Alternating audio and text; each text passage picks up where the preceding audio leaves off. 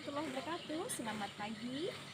Kali ini saya akan memberikan penjelasan tentang pengolahan bahan peternakan. Kira-kira seperti apa penjelasannya? Mari kita simak sama-sama. Pengolahan bahan pangan peternakan. Yang akan kita bahas kali ini adalah daging, kemudian telur, dan susu. Langsung saja ya penjelasannya. Yang pertama kita bahas yaitu daging. Daging di sini ada berbagai jenis ya, atau ada beberapa jenis yang berasal dari unggas dan yang berasal dari hewan berkaki 4. Kira-kira apa saja? Yang pertama kita bahas yaitu daging ayam. Daging ayam merupakan sumber protein berkualitas tinggi dan memiliki kandungan lemak jenuh yang lebih rendah dibandingkan dengan daging hewan berkaki 4. Adapun kandungan vitamin yang dimiliki oleh daging ayam adalah kandungan vitamin A dan berbagai vitamin B. Kemudian selain mengandung vitamin juga mengandung mineral. Contohnya ada tembaga, zat besi, kalsium, fosfor, kalium, dan zinc. Daging ayam sendiri itu dibagi menjadi 2.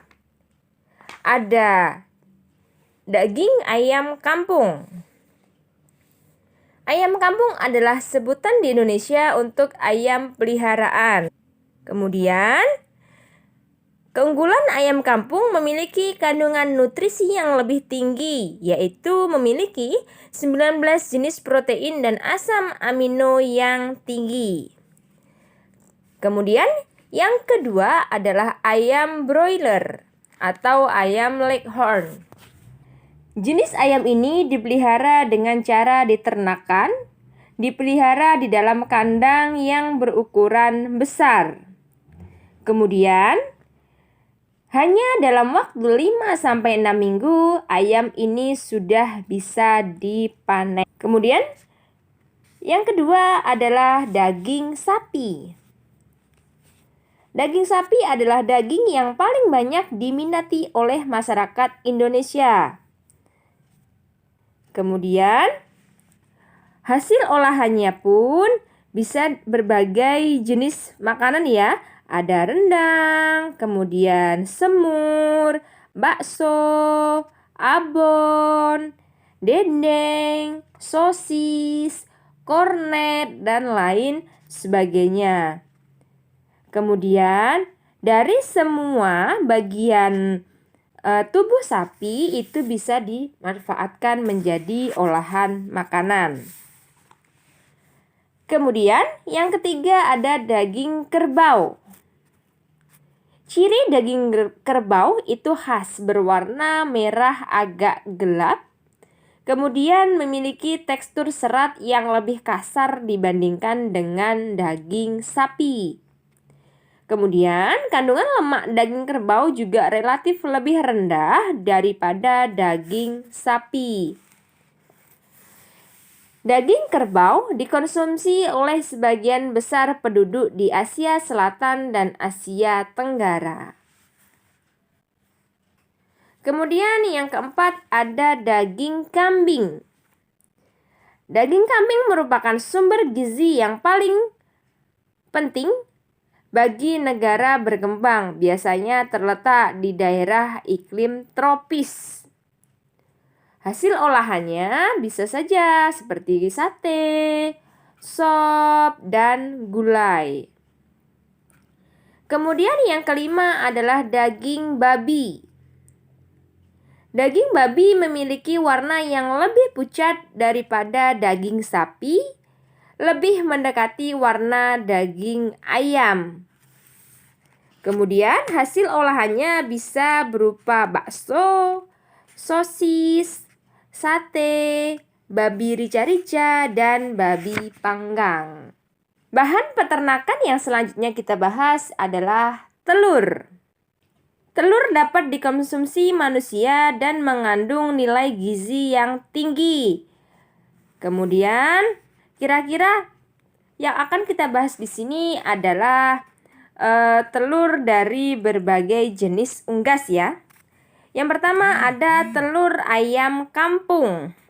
Telur ayam kampung memiliki kualitas gizi yang lebih baik dibandingkan telur ayam broiler yang diternakkan dan hanya memakan satu jenis makanan saja. Kemudian ada telur ayam broiler. Ayam broiler jenis petelur umumnya diternakkan dan bertelur tanpa pejantan. Ia bertelur menggunakan obat-obatan. Kemudian telur itik. Telur itik sebenarnya lebih unggul dibandingkan telur ayam broiler. Rasanya hampir sama tergantung selera. Namun telur itik lebih kaya akan nutrisi. Telur itik mengandung nutrisi 2 kali lipat lebih banyak dibandingkan ayam broiler. Selanjutnya, telur puyuh. Telur puyuh adalah salah satu telur yang juga populer di masyarakat. Ukurannya pun tergolong mungil dengan berat 10 gram sampai 12 gram saja. Kemudian yang terakhir bahan pangan peternakan adalah susu. Susu adalah cairan berwarna putih yang disekresikan oleh kelenjar mamae pada binatang mamalia betina untuk bahan makanan dan sumber gizi untuk anaknya. Susu juga merupakan sumber gizi bagi tubuh manusia. Contohnya, susu bisa didapat dari apa saja?